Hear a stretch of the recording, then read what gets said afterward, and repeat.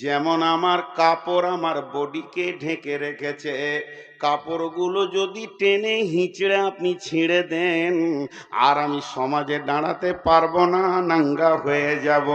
তেমনি আমার চরিত্রকে যে ঢেকে রেখেছে, আমার যৌন উত্তেজনাকে যে ঠান্ডা করে, পৃথিবীর বুকে আমাকে সমাজের সামনে চেয়ারে বসার ক্ষমতা দিয়েছে, সেটাই হলো আমার বিবি।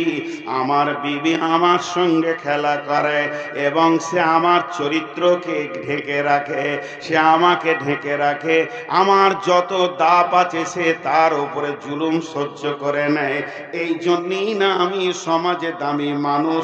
যদি ওই বিবিটা না থাকতো তো আমার উত্তেজনা এতটাই বেড়ে যেত, কোন দিন আমি কারো কাপড় ধরে নিতাম। এর জন্য বিশ্ব নবী বলছেন, এর থেকে দামি সম্পদ আর হতে পারে না, যে তোর যৌন চরিত্রকে গাইড করে, সিকিউরিটি দেয়। নাম্বার 1 হয়ে গেল। নাম্বার 2, পৃথিবীর বুকে সব থেকে দামি হলো বিবি। কেন? পৃথিবীর বুকে আমাকে সমাজে দামি মানুষ করলো, বিবি আমাকে গাইড করেছে। শুধু এই পর্যন্ত নয়, আজকে যখন কালেকশন চলছিল, ওই কালেকশনের সময় আমি শুনছিলাম এমনও ব্যক্তি এসে 20 টাকা, 50 টাকা, 100 টাকা, 500 টাকা দিয়ে বলছে, মৌলানা আমার আব্বা মায়ের জন্য দোয়া করবেন, এই সন্তানটা কে দেবে আমাকে? কাঁঠাল গাছ দেবে না, এটা পৃথিবীর কোনো জমি দেবে না, আম গাছ থেকে পাবো না। আমার বিবি এমন একটা জমিন, আমার রক্ত থেকে আমার সন্তান আমার কোলে তুলে দেবে, সে হল জমি। আমি হলাম চাষি, অতএব আমার ফসল আমার কোলে তুলে দেবে। আমার ভবিষ্যৎ ভিটাতে বাতি দেনেওয়ালা ওর কোল থেকে পৃথিবীর বুকে আসবে। এর জন্য বিশ্বনবী বললেন, বিবি হলো তোমার সেরা সম্পদ।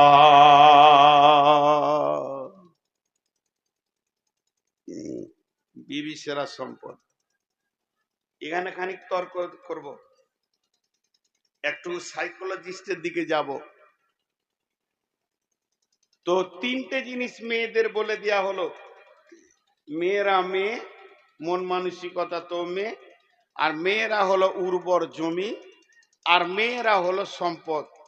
জি, উর্বর জমির যে গুণটা আছে মেয়েদের ভিতরে, সেই গুণটা আছে। আপনারা যারা কৃষক চাষি মানুষ, খালি একটু সাউন্ড দেন সবাই। কোনো জমি যদি 12 মাস পানিতে ডুবে থাকে ফসল হবে, আর কোনো জমি যদি 12 মাস শুকিয়ে থাকে তো ফসল হবে। সময়ে পানি থাকবে, সময়ে পানি থাকবে না, এটাই হলো উর্বর জমি।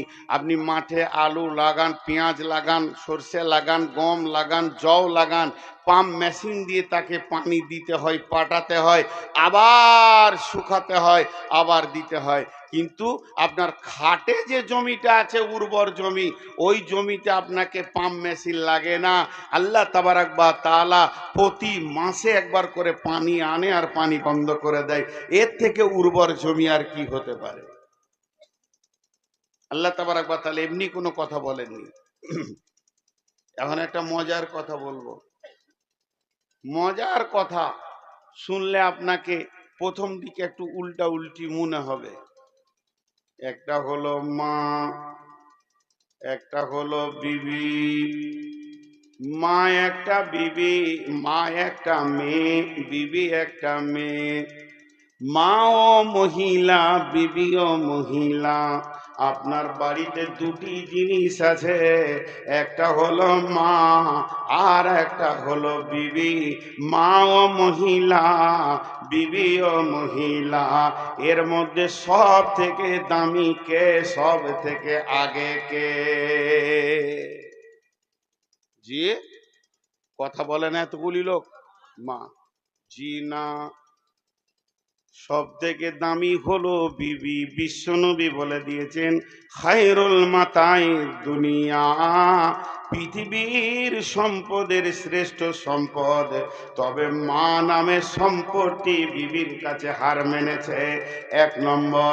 2 নম্বর, কে আগে পৃথিবীর বুকে কে আগে এসেছে এর যদি প্রমাণ নিতে যান, আগে মা আসেনি, আগে বিবি এসেছে। এই পৃথিবীতে প্রথম ঘর কোনটি? কাবা শরীফ। পৃথিবীর প্রথমে কি দিন না রাত? তো রাত। পৃথিবীর প্রথমে আগুন না পানি? তো পানি। পৃথিবীর প্রথম জিন কে না আজাজিল? এবার আসেন, পৃথিবীর প্রথম মানুষ কে না আদম? আর পৃথিবীর প্রথম মহিলা কে না হাওয়া? তাহলে আদম আর হাওয়া এরা দুজন কে ছিল? পৃথিবীর প্রথম আত্মীয়তা হচ্ছে স্বামী স্ত্রী। এই স্বামী স্ত্রীটা পৃথিবীর আত্মীয়তা নয়, এটা জান্নাতের আত্মীয়তা। এই আত্মীয়তাটা জান্নাতের ভিতরে জন্ম নিয়েছে, আর জান্নাতের ভিতর থেকে তাদেরকে পৃথিবীতে পাঠানো হয়েছে। আত্মীয়তাটা শুরু হয়েছে জান্নাত থেকে।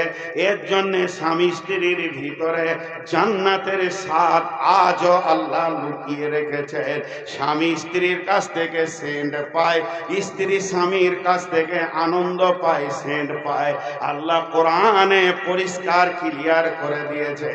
অতএব পৃথিবী প্রথম শুরু হয়েছে স্বামী স্ত্রীকে দিয়ে।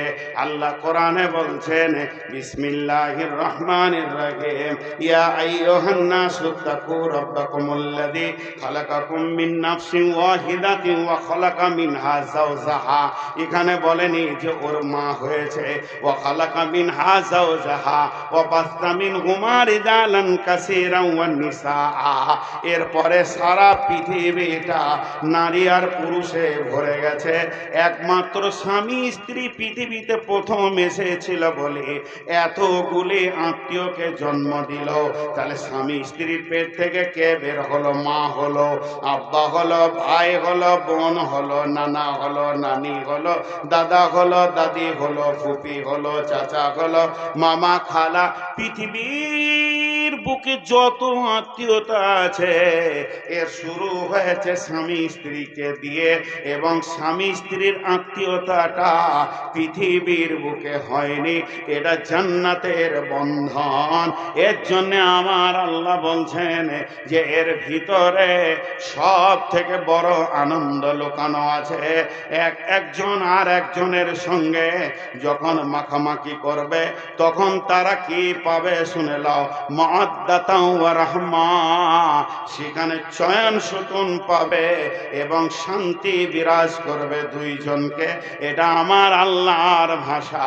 অতএব স্ত্রী হলো সর্বপ্রথমে, তারপরে মা পৃথিবীতে এসেছে। আমাকে শেষ পর্যন্ত বলতে দেন, ভাবিয়েন না যে মাকে ছোট করছি, ওর যুক্তি আছে আলাদা, আমি দিয়ে দিব। পৃথিবী প্রথম আসলো স্ত্রী। বিশ্বনবীকে মসজিদ নববীর ভিতরে, সমাজের ভিতরে, সাহাবীদের ভিতরে প্রশ্ন করা হচ্ছে, ইয়া রাসূলুল্লাহ, আপনার সব থেকে নিকট মানুষটার নাম বলেন। আল্লাহ নবী বললেন আয়েশা। সাহাবীরা বললেন রাসূলুল্লাহ 2 নম্বরে কে? তিনি বললেন আয়েশা। নবীজি বললেন, সাহাবীরা বললেন ইয়া রাসূলুল্লাহ 3 নম্বরে একটা পুরুষের নাম বলেন, কে আপনার প্রিয়? বিশ্ব নবী বললেন আয়েশার আব্বা। উনি তো জানতেন আবু বকর নাম, তারপরও বিবির নামটা মুখ থেকে যেছে না। প্রথমবারও বিবির নাম, দ্বিতীয়বারও বিবির নাম, তৃতীয়বার প্রশ্ন করা হলো ইয়া রাসূলুল্লাহ পুরুষের নাম বলেন। নবীজি বললেন আয়েশার আব্বা। অতএব বিবির একটা আপার লেভেলের সম্মান রয়েছে। বিশ্ব নবী সে সম্মানের কথা বলে গেছেন, ও আনফিক আলা আয়ালিকা মিনাত তাওলিক, যেমন তোমার ইনকাম হবে ওই রকম বিবি এবং স্ত্রী সন্তানের পেছনে, আহালের পেছনে খরচা করো। অতএব বন্ধুরে, বিবির একটা সম্মান আল্লাহ দিয়েছেন। জি, আজও দেখেন একটা মজার জিনিস দেখায় আজকের ডেটে, মায়ের পেটে যদি বেটি ছেলে হয় ওকে কি বলবেন? এতটি লোক চুপ করে আছে। মায়ের পেটে যদি কোনো বেটি ছেলে হয় ওকে কি বলবেন? এত চুপ আছেন কেন গো? পানি খাই,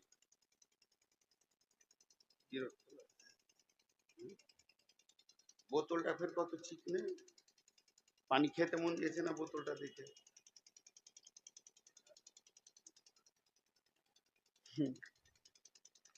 মাথা মোটা মার্বেল পাথর দিয়ে তৈরি পায়খানাতে ঢুকেছে, মার্বেল পাথর দিয়ে তৈরি পায়খানাতে ঢুকেছে, হুট করে বেরিয়ে এলো। বলছে মার্বেল দেখে হাগা বার হয় না, এত চকচকে জায়গায় পায়খানা করবো কি করে রে? জি, তো আপনাদেরকে যখন ছোট দুটি কথা জিজ্ঞেস করবো একটু উত্তর দিয়েন ভাই। আজও বিবির মায়ের পেটে যদি দুটা বেটি ছেলে হয় তাদেরকে কি বলবো? বোন। আর বিবির পেটে যদি বেটি ছেলে হয় মা বলাও ডাকা যাবে। তার মানে আজও রানী বিবি নামে মেশিনটা মায়ের জন্ম দিতে পারে, মায়ের জন্ম দিতে পারে। অবহেলা করছি আমরা। এই কথাগুলো বলছি এর পেছনে কারণ আছে। চলেন একটা ফিলোজফি বলবো, এটা না বুখারী না মুসলিম না হাদিস না কোরআন, কোরআনের আয়াতকে দিয়ে মারেফাতের তথ্য থেকে একটা কথা বলবো আপনাদেরকে। তবে এটা বলবেন না যে হাদিসের নাম্বারটা বলে দেন, এগুলো শরীয়ত তরিকত হাকিকাত মারিফাত তান্ত্রিক তামাসিক যান্ত্রিক রাজসিক এই যুগের কথা। এর মধ্যে আছে স্বাদ আছে, সেই তারা একটা যুক্তি দিয়ে নিয়ে আসছে কথাটা। কথাটা মন দিয়ে শুনবেন। আমার এখানে আছে একটা দেহ, আর একটা আছে আত্মা। একটা আছে দেহ আর একটা আছে আত্মা। একটা আছে দেহ আর একটা আছে, সবাই একটু সাউন্ড করছে না, কোন জায়গায় এলাম? দেহ আর আত্মা। এবার দেহটা আগে বলি। দেহ তৈরি হয়েছে দুনিয়ার মাটি থেকে, দেহ ধ্বংস হবে মাটিতে, দেহের খাবার আছে মাটিতে, দেহের রোগ হলে ওষুধ আছে মাটিতে, ভেজাল মিটে গেল। আর একবার বলছি, দেহ তৈরি হয়েছে মাটি থেকে, দেহ ধ্বংস হবে মাটিতে, দেহের খাবার আছে মাটিতে, দেহ রোগ হলে ওষুধ আছে মাটিতে। পৃথিবীর যত শাক সবজি ফল ফ্রুট দুইটা মেশিনে ঢুকেছে। একটা মেশিনের নাম নারী আর একটা মেশিনের নাম পুরুষ। নারী নামে মেশিনে একই হাঁড়ির ভাত আর ফল ফ্রুট খেয়ে তার রক্ত থেকে ছানবিন করে শুক্রাণু মানে ডিম্বাণু হয়েছে। পুরুষ নামে মেশিনে একই হাঁড়ির ভাত একই মাছ মাংস খেয়ে তার রক্তের ছানবিনে শুক্রাণু হয়েছে। যে আপনি আমি পৃথিবীতে এসেছি, তার মানে মাটি থেকে মানুষ তৈরি হলো, মাটিতেই ধ্বংস হবে। এই মানুষের দেহের যত রোগ আছে মাটির গাছগাছরা গাছপালা দিয়ে তার রোগের নিরসন করা হবে, এবং এর যদি কোনো অসুবিধা হয় তা মাটিতেই সে শেষ হয়ে যাবে। এবার চলেন আত্মা। আত্মা দুনিয়ার নয়, আত্মা আসছে জান্নাত থেকে, আত্মা ফিরে যাবে জান্নাতে, আত্মার ধ্বংস নাই। আত্মা আসছে জান্নাত থেকে, আত্মা ফিরে যাবে জান্নাতে। আর একবার বলছি, আত্মা আসছে জান্নাত থেকে, আত্মা ফিরে যাবে জান্নাতে। জাহান্নামটা জায়গা নয়, জাহান্নামটা হলো জেলখানা। আপনি আমি বর্ধমান থেকে আমি এসেছি, আমি ফিরে যাব বর্ধমানে, কিন্তু বহরমপুরের জেলখানাটা আমার থাকার জায়গা নয়। আমার গাড়ি অ্যাক্সিডেন্ট করেছে, আমার গাড়ি বেআইনি চলেছে, কাউকে মানেনি, এর জন্যে আমার গাড়িকে সহ আমি চলে যাব জেলখানায়, এর জন্যে ওটা ঠিকানা নয়। তাহলে জাহান্নামের কথাটা বাদ দেন, যারা গুনাহ করবে দেহ সহ জাহান্নামে চলে যাবে। কারণ যে গাড়িতে অ্যাক্সিডেন্ট করবে ওই গাড়ি আর ড্রাইভার দুজনেই জেলে যাবে, থানাতে যাবে। তেমনি যে দেহ নিয়ে গুনাহ করবে আল্লাহ ওই দেহটা আবার পুনরুত্থিত করে তাকে জাহান্নামে দেবে। তাহলে জাহান্নামের কথাটা আপাতত বাকি রাখেন। তাহলে আমরা এসেছি কোথা থেকে? না, আত্মা এসেছে জান্নাত থেকে, আত্মা ফিরে যাবে জান্নাতে। আত্মার রোগ হলে ওষুধ আছে আল্লাহর জিকিরে, আত্মার খাবার আছে আল্লাহর জিকিরে। এবার যে কথাটা এক কথাই বলবো, বুঝলেন? দেহের ধ্বংস আছে, আত্মার ধ্বংস নাই।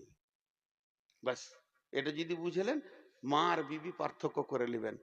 দেহের ধ্বংস আছে, আত্মার ধ্বংস নেই। এবার আমাকে কাগজ কলম দিলেন যে তুমি আত্মীয়র নাম লিখো।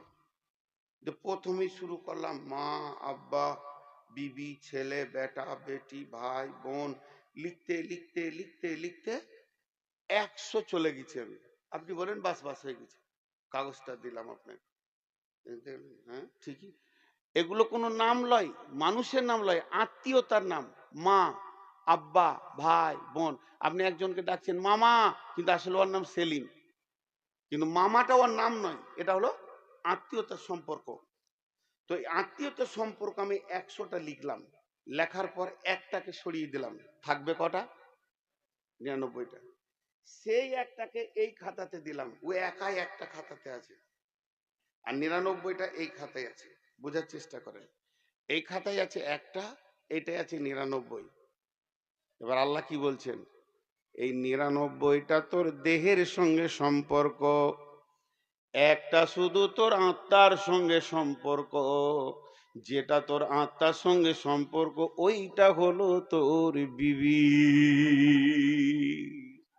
এবার বলেন, দেহের যেমন ধ্বংস আছে, এই আত্মীয়তাগুলো সব ধ্বংস হয়ে যাবে, কিছুই থাকবে না। কিন্তু আত্মার যেমন ধ্বংস নাই, তেমনি স্বামী স্ত্রীর আত্মীয়তার কোনো ধ্বংস নাই। বিবি হলো কত দামি মানুষ, এটা ধ্বংস হবে না, তবে একটা জায়গায় গিয়ে কিছুটা গরমিল হয়ে যাবে।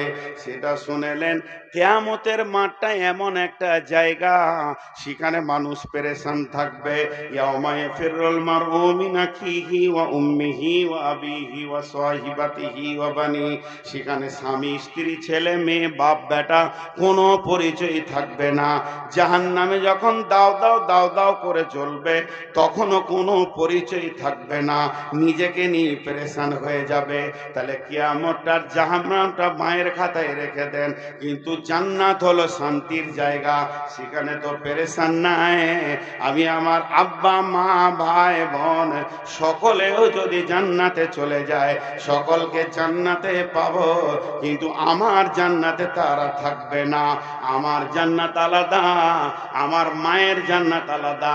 যার পেটে আমি জন্ম নিলাম, যার দুধ চুষে পৃথিবীতে আসলাম, সেই মায়ের জান্নাত আলাদা, আমার জান্নাত আলাদা। আমার আব্বার জান্নাত আলাদা, আমার জান্নাত আলাদা।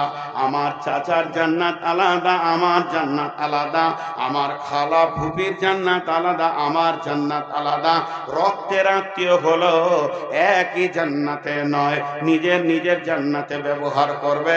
আর আমার রব স্বামী স্ত্রী সম্পর্কটাকে কত মধুর মনে করে নিয়েছেন। এরা দুজনই মধ্যে একজন যদি জান্নাতি হয় আর একজন না হয়, এটা ভিন্ন কথা। আমি বলেছি কোনো কারণে ভিন্ন কথা, তাকে জান্নাতি বউ দেওয়া হবে কিংবা জান্নাতি স্বামী দেওয়া হবে। আর নিজস্ব স্বামী স্ত্রী যদি জান্নাতি হয়ে যায়, আমার রব এদের জান্নাত আলাদা করবে না, এদের দুইজনকে জান্নাতে একই খাটে শোয়াবে। তাহলে এটা কত মধুর সম্পর্ক, হ্যাঁ? লোক বুঝে না। এবার আল্লাহ আয়াতে কি বলছেন, আয়াতটা শুনেলেন, ওমিন আয়াতিহি আন খালাকা লাকুম মিন আনফুসিকুম আজওয়াজা। পৃথিবীর বুকে আমার নিদর্শন তোরা অনেক দেখতে পেয়েছিস, আসমান জমিন পাহাড় পর্বত জমি জায়গা উট দিবারাত্রির পরিবর্তন গ্যালাক্সি নক্ষত্র তারে যত কিছু আমি তোদের জন্য নিদর্শন বানিয়েছি। এই নিদর্শনগুলো তোরা দেখ আর দেখতে থাক, তোর রবের পরিচয় পেয়ে যাবি। এই নিদর্শনগুলোর ভিতরে একটা উন্নত মানের নিদর্শন তোদেরকে বলি শোন, তোদের মাথাতে নাই, তোরা হারিয়ে ফেলেছিস, খেয়াল করিস নাই। সেই নিদর্শনটা কি, যে আমি তোর বিবিকে তোর আত্মা সম্পৃক্ত থেকে বানিয়েছি। আজওয়াজান লিতাসকুনু ইলাইহা, তার কাছে যাবি তোর হৃদয়টা তোর ঠান্ডা হয়ে যাবে, কলিজাটা তোর ঠান্ডা হয়ে যাবে। লিতাসকুনু ইলাইহা ওয়া জাআলা বাইনাকুম মাওয়াদ্দাতা ওয়া রাহমা, তোরা একে অপরে যখন মাখামাখি করবি তখন তোদের ভিতরে শান্তি বর্ষণ হবে। আল্লাহ তোদের পরস্পর দুইজনকে আনন্দ দান করবে। শুধু এটাই নয়, আমার রব পৃথিবীর বিজ্ঞানীর দিকে আঙ্গুল তুলে চ্যালেঞ্জ ছুড়ে দিয়েছে, ইন্না ফি যালিকা লাআয়াতিল লিকাওমিন ইয়াতাফাক্কারুন। এটা হলো পৃথিবীর গবেষকদের জন্য একটা নিদর্শন। তোরা কত বড় বিজ্ঞানী হয়েছিস, একজন অপরজনের জন্য কেন পাগল, এই জায়গাটা খুঁজে বের করে দিতে পাবি না। স্বামীর স্ত্রী কি স্বাদ পায়, আর স্ত্রীর কাছে স্বামী কতটা পরিমাণে স্বাদ পায়, কি আনন্দ পায়, এটা জবান দিয়ে তোরা পরিষ্কার বহির প্রকাশ করতে পারবি না। অতএব আমি রব দুইজনকে আত্মা সম্পৃক্ত থেকে বানিয়েছি। এবং ওই বেঁকা পাসলি হাড্ডি যেটা বাম সাইডে রয়েছে, ডান হাতে খাও ডান হাতে দাও, ডান হাতে তুমি মুসাফা করো, ডান দিক থেকে পরিবেশ করো, ডান হাতে পান করো। বাম হাতটাকে এত গুরুত্ব দেওয়া হলো না কেন? উজু ডান হাত দিয়ে শুরু করো, প্রথমে ডান দিকে নাও, প্রথমে ডানটা ব্যবহার করো। আর যখন বিবির কথা বলছেন আল্লাহ, তো বাম পানের পাঁচলিটাকে কেন বলছেন? এটা বাম বলার কারণ হচ্ছে, দেখেন আপনার দিলের স্পন্দন, যেটা আপনার হৃৎপিণ্ড, যেটা আপনার স্পন্দন দিচ্ছে, সেটা বাম সাইডে আছে। আর ওই দিল আত্মা মহব্বত আর ওইখানে হাড্ডির পাসলি, এগুলো গায়ে লেগে আছে। আমার রব বলছে তোর বিবি হলো তোর দিলের কাছের মানুষ, হৃদয়ের মানুষ, মনের মানুষ। সব সময় তাকে তুই কোলে জড়িয়ে রাখবে, তোর কাছে রাখবে, মহব্বতের সঙ্গে রাখবে। এই বলতেন আল্লাহ যে চ্যালেঞ্জ ছুড়েছেন আপনার কিনা বৈজ্ঞানিকদেরকে, একটি বার তোরা বলে দে এরা একে অপরে কোন আনন্দ খুঁজে পায়। জি, কটা বাজলো? দিন তো পেরিয়ে গেল। কি সভাপতি,